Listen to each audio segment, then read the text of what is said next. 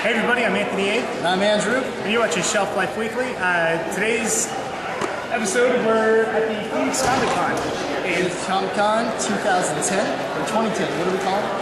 20, I don't know. Does it make a difference? No, not really. No, it doesn't make a difference. But the reason there's been no activity on the website is we're doing a lot of stuff here. Me and Andrew got some panels going on. Later this week, we're going to try to get a bunch of gorilla interviews with gorillas. We're going to interview actual gorillas. In the mist? Big silverbacks. What's that? In the mist? Oh yeah, in the mist. So we'll check out the interviews we've got coming up, and hope you enjoy it.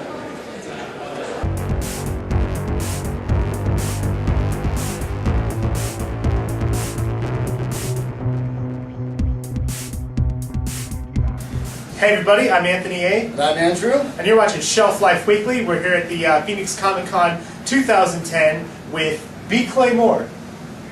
He's the author of Hawaiian Dick, Scream Black Thunder, and Hawaiian Dick: The Last Resort. Other things. And all those things. Thanks for coming out. Thanks for doing this interview. Yeah.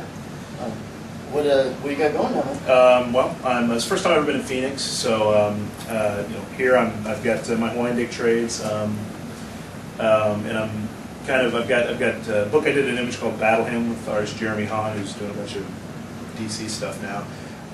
Jeremy and I are doing a Battle Hymn 2, a sequel to that. It's a pretty popular book that I get a lot of requests about.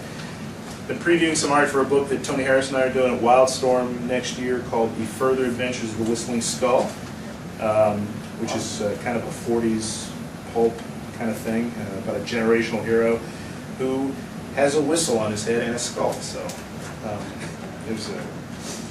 that demographic is covered. Who's going to hit everyone until you got them all? That's right.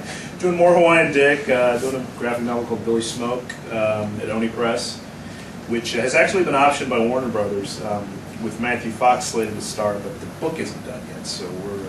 I heard the whole... Eric Kim is the artist. Oh, wow, it's really cool cover. It's great. Yeah. Is Hawaiian Dick is going to be a film?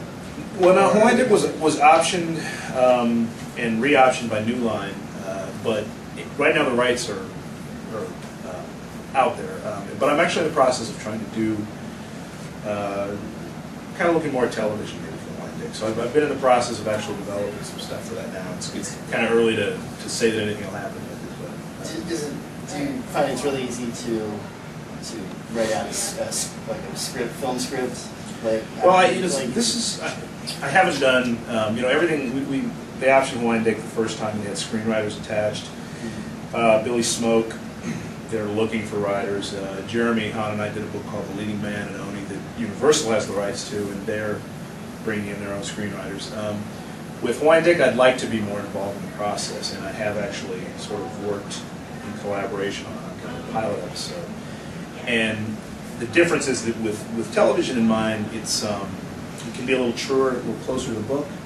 It's a little quieter, Like the original movie script they came with for Hawaiian Dick was like Indiana Jones goes to Hawaii, and had a kid that they threw in there who wasn't in the book, and lots of explosions and stuff. So it was cool, but it wasn't quite the original spirit of the book.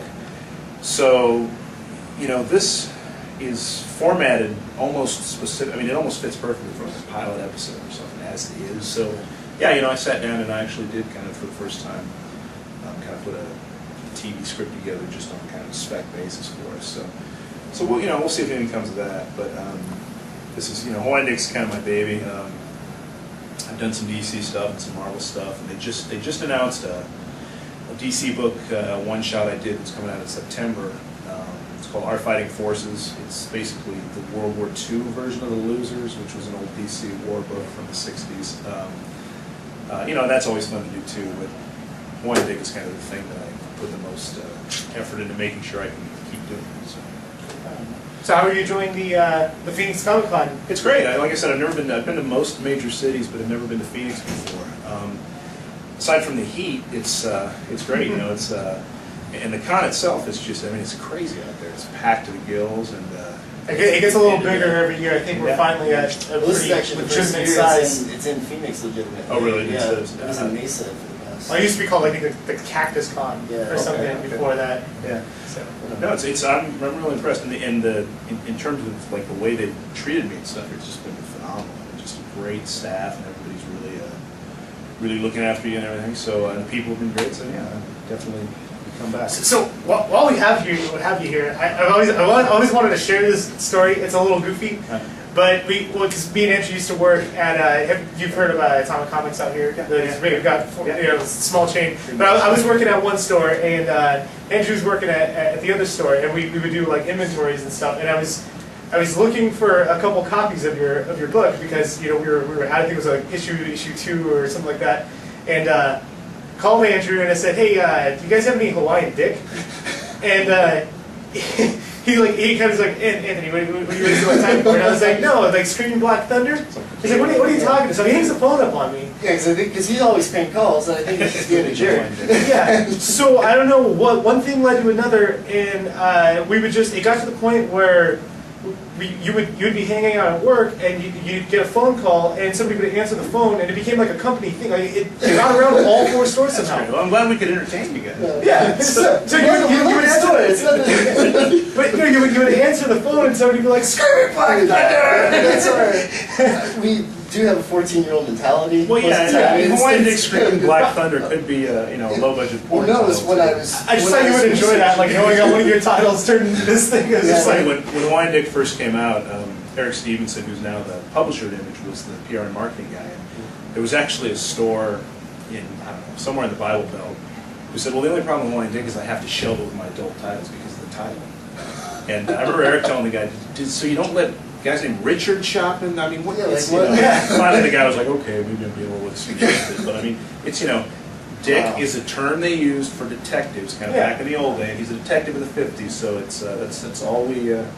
That's all we had in mind when we came up with the title. But I will say the title, people do remember the title. So well, no, that's great because I mean, it's without even having maybe before I even read the book, I was already familiar with the title. So. Oh yeah, well I run into a lot of people who are like, "Yeah, I heard of that book," or I didn't read that book, but the original collaborator on it was a guy named Jay Bone, who's an artist who does like Super Friends stuff and everything now, and he was the guy I was kicking around with, and I wanted to call the book Bird of Paradise. But Jay just kept referring to it as Hawaiian Dick, and I kept going, there's no way we're going to call it that, And then, anyway, everybody was like, "Bird of Paradise? It sounds like a soap opera or something." Yeah. So, eventually that's what we went with, and he was correct. So. Because when Andrew told me we had the interview, he said, "Oh yeah, we have B. Claymore tomorrow," and I was like, "Oh, Screaming Black Thunder." Do you have a website? I have a blog that I update pretty regularly. It's bclaymore. .wordpress.com, I guess. I'm on Facebook, Twitter. I mean, I'm on the computer all day long. So B. Claymore, catch him on Facebook, Twitter, and just Google B. Claymore and you'll find me somewhere.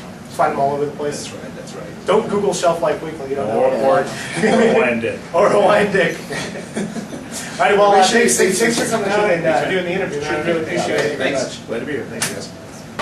Hey, everybody. I'm Anthony A. I'm Andrew.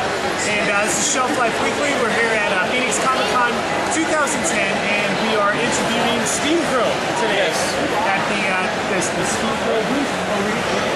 So how's it going, man? It's darn tootin'. It's going good. Right on. It's been very busy. It's been awesome. The crowds have been dense and thick like fog. Which is always good. It's like super plus 2 fog. Is this how many times have you done this? Have you done this con before? This is number 5 for us. Number 5. Yeah, how do you like it actually being at the convention? It's awesome. It's awesome. We've got a 20-foot bay of stuff, so we could never do that at the old place. And just the higher ceilings, the more people, it increases the vibe, makes everything like more exciting and more like not that it was ever not a real con before, but now it's like a real pro. A little bit more legitimate now. Yeah. It's like a little bit more legit. But they've earned it. The great volunteers and the organizers have really earned this spot. They were waiting to make the move until you would be successful, and it is.